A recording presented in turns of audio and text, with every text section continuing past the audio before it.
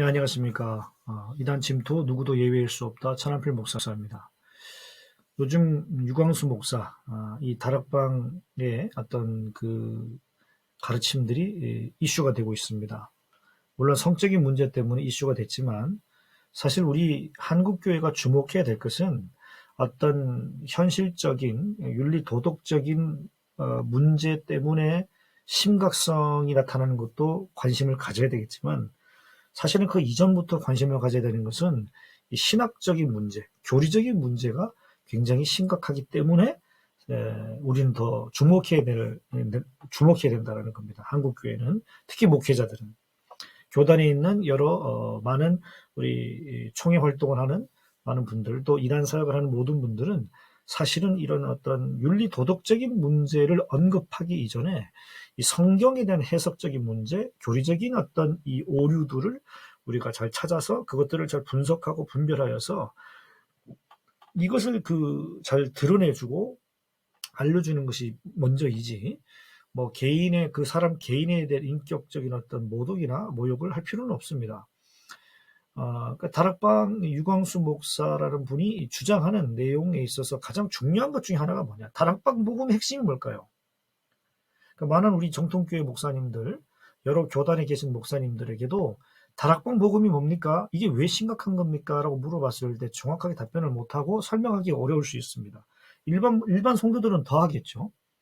그래서 우리가 이 다락방 복음이라는 게 도대체 왜 문제인가? 이걸 여러분들이 먼저 정리하시면 일단은 좀 쉽게 풀어나갈 수가 있는 것이죠. 일단 다락방 복음에서 먼저 가장 중요하게 생각해야 될 것은 원죄에 대한 설명이 문제가 있다는 겁니다. 왜 원죄에 대한 설명이 문제가 있느냐면 이 원죄를 해결하는 데 있어서 문제라는 문제를 말할 때 원죄가 단순하게 그냥 하나님에게서부터 떠났다, 뭐 하나님의 구원파를 주고 말하면 율법을 어겼다, 이 정도 수준이 아니고 인간이 하나님 앞에 범죄해서 떠나서 어떻게 된 상태다? 사탄에게 잡혀 있는 상태다. 이게 원죄예요. 이게 원죄라고요. 다락방 복음에서 얘기하는 원죄는 이게 원죄입니다.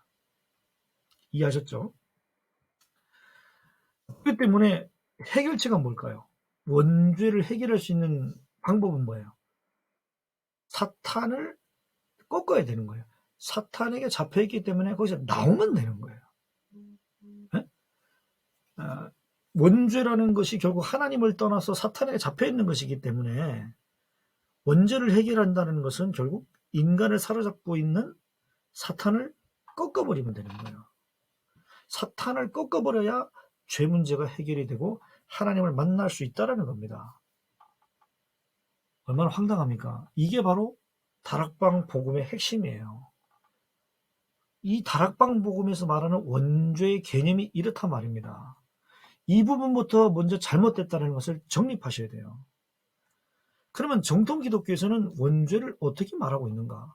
창세기에서 3장을 통해서 잘 얘기하고 있지 않습니까? 아담의 범죄로 인한, 물론 하와가 선악과를 먹었지만 아담의 범죄로 인한 죄책과 그 이후 모든 인류가 갖고 태어난 그 부패한 죄의 본성이죠.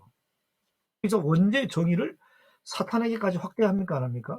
사탄에게까지 확대하지 않습니다. 인간에게 한정하고 있다는 거예요. 그러니까 원죄의 문제를 사탄으로까지 끌고 가는 건 잘못된 거예요.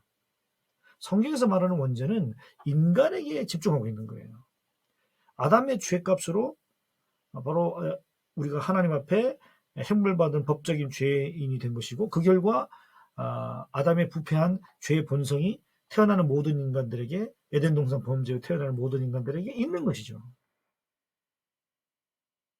그러니까 성경에서 말하는 원죄는 다락방 복음에서 주장하는 사탄에게 사로잡힌 것, 전혀 성경적이지 않다라는 겁니다. 이런 게 없어요, 성경에는요. 그러니까 원죄를 말할 때 조금 더 우리가 디테일하게 설명한다면, 오늘 우리가 태어나기 전에 아담이 지은 범죄지 않습니까? 원래는 아담이 지은 범죄로 인해서 내가 하나님 앞에 형벌받을 죄인이 된 법적인 어떤 것이 된 거잖아요. 이걸 내가 실감할 수 없는, 사실 아담의, 내가 동의할 수 없죠. 내가 공감할 수 없죠. 근데 그것이 바로 아담의 원죄입니다. 근데 대부분의 일반 신자들은 원죄를 이 정도로만 이해하고 있어요. 근데 다락방은 여기에서 사탄을 첨가해 버리는 거예요. 그러니까 일반인들이 볼 때는 뭔가 쌈박해 보이는 거죠. 이게 잘못된 거라는 거예요. 그리고 두 번째로 아담의 원죄로 인해서 지금 내가 가지고 있는 이 원죄가 이것이 결국에는 아담의 원죄로 해서 이제 비롯된 거 아닙니까? 그것도 각의 저주는 아니지만 이것은 우리가 범죄한 아담의 속성인 죄의 본성의 이제 본성을 가지고 있는 거죠. 이 부분이 성경이 설명하고 있는 원죄의 가장 중요한 부분입니다. 그러니까 원죄라는 것은 아담으로 인해서 얻게 된 인간의 부패한 본성이지 우리 인간이 뭐 사탄에게 잡혀 있는 상태 이런 거 전혀 상관이 없다. 그러면 사탄은 뭘 했느냐? 성경에서 말할 사탄의 역할은 뱀을 통해서 이 원죄를 범하도록 하와를 속이고 아담을 미혹해서 원죄를 저지르게 한 거죠.